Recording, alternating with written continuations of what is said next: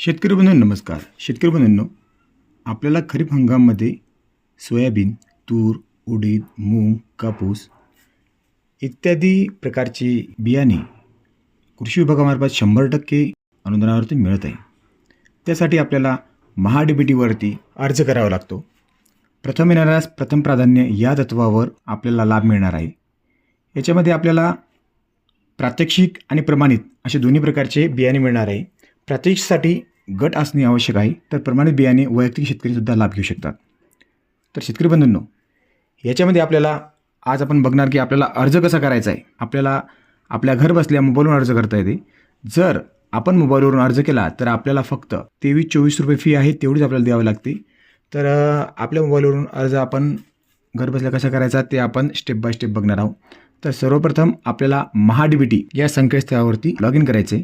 Log in केल्यानंतर आपला farmer I D प्रविष्ट करून आपल्याला लॉग इन करायचे. लॉग इन केल्यानंतर अशा प्रकारची स्क्रीन ओपन होते.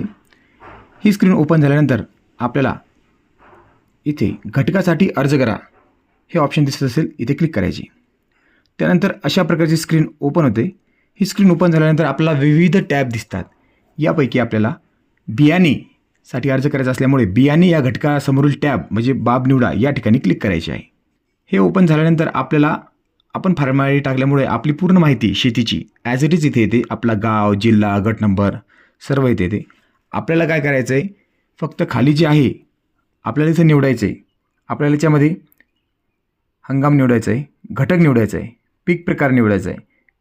त्यासाठी कोणत्या पिकासाठी आपल्याला लाभ घ्यायचा आहे आणि पिकात क्षेत्र किती घ्यायचं आहे. आपण जास्त 1 हेक्टरपर्यंत यावर्षी लाभ घेऊ शकतो. तसे शेतकरी बंधूंनो, जर आपला निवड झाली तर मागच्या वर्षी 1 हेक्टरपर्यंत लाभ आपण 75 किलोपर्यंत सोयाबीनचे समजा बियाणे दिलेले आहे. आता मागच्या वर्षी काय केलं, 1 हेक्टरचा लाभ दिलेला आहे, पण 100% अनुदानित बियाणे दिलेलं आहे. तर आपल्याला जेही वाण कृषी विभागाकडे उपलब्ध असतील, जे नवीन वाण आहेत, या वाणापैकी आपल्याला बियाणे मिळणार आहे. तर याच्यामध्ये जे प्राधान्यक्रम आहे, महिला शेतकऱ्यांना याच्यामध्ये प्राधान्य आहे, दिव्यांग शेतकरी असतील त्यांना प्राधान्य आहे. म्हणजे ज्या प्रवर्गामध्ये निधी आहे त्यानुसार ते इथे सोडत होते, त्यांच्यानुसार त्यांना प्राधान्यक्रम मिळतो. तर आपण अशा प्रकारे आपल्या प्रमाणित बियाण्यामध्ये सोयाबीन या घटकासाठी आपण अर्ज करू शकतो. तसेच आपल्याला जर मिनिकिट हवी असेल तर मिनिकिट आतापर्यंत जी कृषी विभागामार्फत मिळायची ही मिनिकिट ऑफलाईन पद्धतीने मिळायची. तर यावर्षी मिनिकिटसाठी सुद्धा आपण ऑनलाईन अर्ज करू शकतो. जर आपण समजा आपल्याला तूर बियाणे घ्यायचं असेल तर तूर बियाण्यासाठी अर्ज करायचा आहे. तूर बियाण्यासाठी अर्ज केल्यानंतर आपण कडधान्य ह्या ऑप्शनमधून आपण अर्ज करू शकतो. याच्यामध्ये आपल्याला कडधान्य इथून अर्ज केल्यानंतर तूर पिकासाठी 1 हेक्टर जर आपण घ्यायचे असेल लाभ तर आपल्याला 15 किलोपर्यंत बियाणे मिळते. आता याच्यामध्ये असं शेतकरी बंधूंनो, जरी प्रमाणित किंवा मिनी किट असेल आपण 50% अनुदानित धरतो, पण मागील वर्षीचा जो अनुभव आहे त्यानुसार कृषी विभागाने मागच्या वर्षी 100% अनुदानित बियाणे दिलेले आहेत. प्रमाणितसुद्धा बियाणे हे 100% अनुदानावर दिलेले आहे ज्यांची निवड झाली त्यांना. यावर्षी नवीन घटक आपल्याला ॲड करण्यात आलेला आहे, तो म्हणजे आपल्याला मिनी किट बियाणे संच. म्हणजेच आपल्याला तूर, उडीद, मूग यापैकी आपल्याला जेही बियाणे लागते त्यासाठी अर्ज करायचा आहे. आपल्याला तुरीसाठी जर आपण निवडला असेल तर 1 हेक्टरसाठी 15 किलो बियाणे मिळते आणि आपली निवड झाल्यानंतर हे बियाणं आपल्याला जी वाण आहे ते आपल्याला 50 ते 100% अनुदान मिळते. तर अशा प्रकारचे आपण जे हे आपल्याला घटकाचा लाभ घ्यायचा त्यासाठी असा अर्ज करायचा आहे. अर्ज केल्यानंतर ते जतन करायचं ऑप्शनवर क्लिक करायचं आहे. नंतर मुख्य मेन्यूवरती यायचं आहे. मुख्य मेन्यूवरती आल्यानंतर अर्ज सादर करा या टॅबवरती क्लिक करायचं आहे.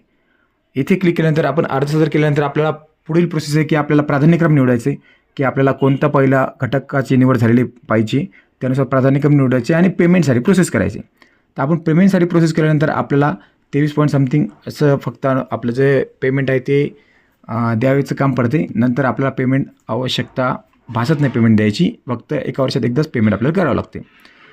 पेमेंट प्रोसेस पूर्ण झाल्यानंतर आपल्याला आपला अर्ज कोणत्या स्टेजवर आहे ते बघण्यासाठी घटक इतिहास पहा या ठिकाणी क्लिक करायचे.